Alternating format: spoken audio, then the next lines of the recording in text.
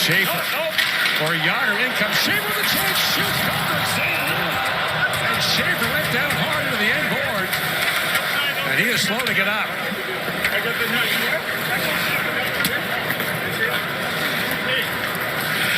And Schaefer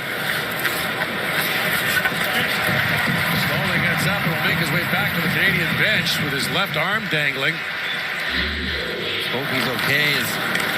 He goes barreling in the net. The give and go. He's going to take it there. He just was. I think he was staring at the rebound that he created. And he's going straight down the tunnel to the Canadian dressing room. Oh boy, the left shoulder still being favored as he leaves the bench.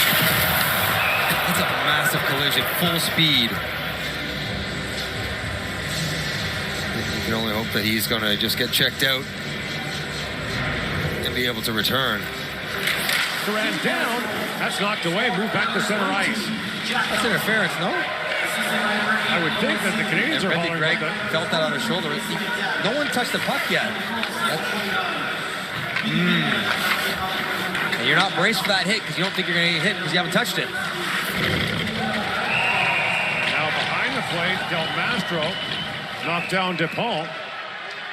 And Zanetti comes over to have a word with him. A hard-fought first period here in Edmonton. Greig was complaining about it. No one's touched it. No one's touched it. That is textbook interference, and Greig was a little bit shaken up from it. And the bench erupted as well. In the break, there's a conversation between Dave Cameron and the official, wondering where was the call. And the Swiss got away with that one as Dave Cameron is getting an update on Ridley Greig's health right there. And not a good sign that Ridley Greig down to the dressing room and off the bench. And he seems to be able to put himself in a good spot to be the outlet.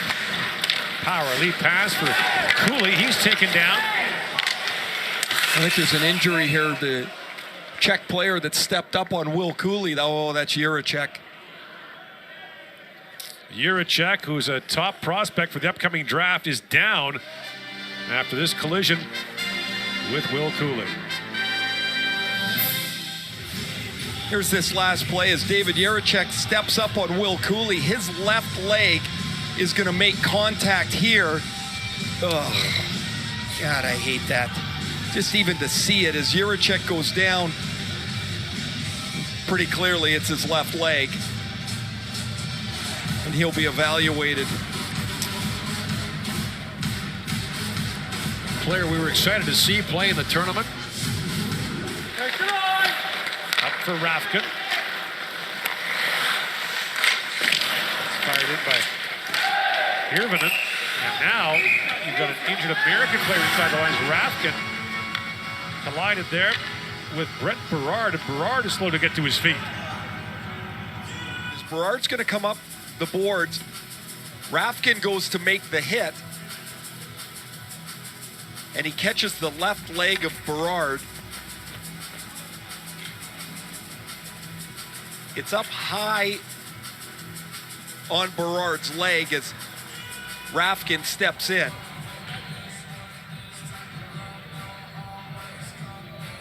Berard plays at Providence College, a Rhode Island native who was drafted by the Rangers in the 5th round in 2020. So plays for Nate Lehman. Man, did he make an impact last year? He goes around like a race car on the ice, and he'll get some attention in the room. But so Rafkin's gone, 5 in a game for him, and this could be reviewed by the disciplinary panel. So there could be a suspension for Rafkin as well. I think that's plenty. He stepped up. The hit was hip to leg. To me, if I'm viewing it, it's not a knee. His 3rd year in Everett. 2nd round pick of Anaheim.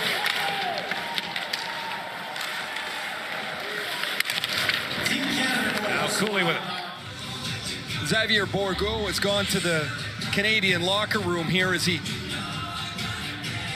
gets stood up at the blue line by Svozil.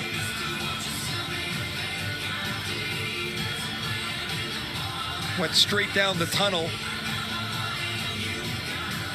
back to the locker room. Canada using the Edmonton Oilers room. Colton resumes in Canada. in this tournament. Village was spectacular. Big hit by Dach. He's hurt. Oh, no. Colton Dach injured. It's his shoulder. And you can hear him screaming as Oh, no. he's going right down the tunnel to the Canadian dressing room. You could hear him. He goes into the boards heavily. And his right arm will lift right away. It's tough to hear. It's tough to see.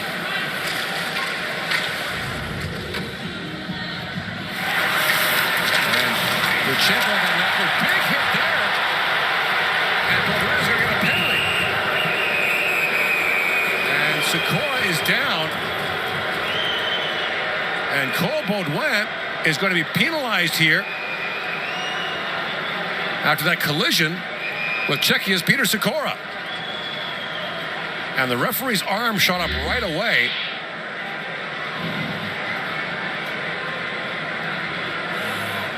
Knee on knee. Sikora goes down. That was always going to be called. And the referees will get together and figure out if they want it to be a 2 or a 5.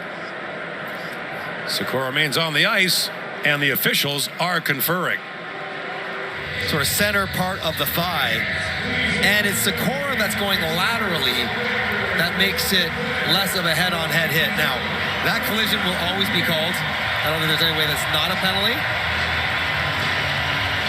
I don't think it should be a 5. Sikora did leave the ice and went down the tunnel. We've seen these kind of calls go to be 5 in a game plenty of times over the years. Riku Brander, Sean McFarland talking over. That's McFarland on the left, the American referee. Brander's from Finland. Canada number 26, 5 minutes game misconduct for E. They call it a major and a game misconduct, so Baudouin's night is done. Does come free, right in the stick of Robert Petr. Played up the right side. Radivojevic saw the big hit coming, and he took a hit up high. The penalty coming up. Emil Niemi.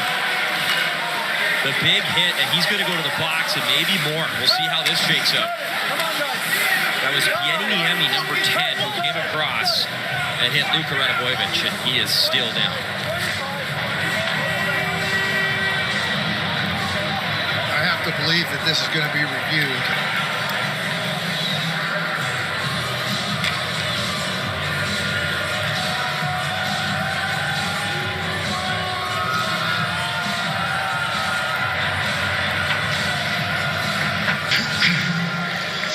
Team Finland, number 10. The play is under review.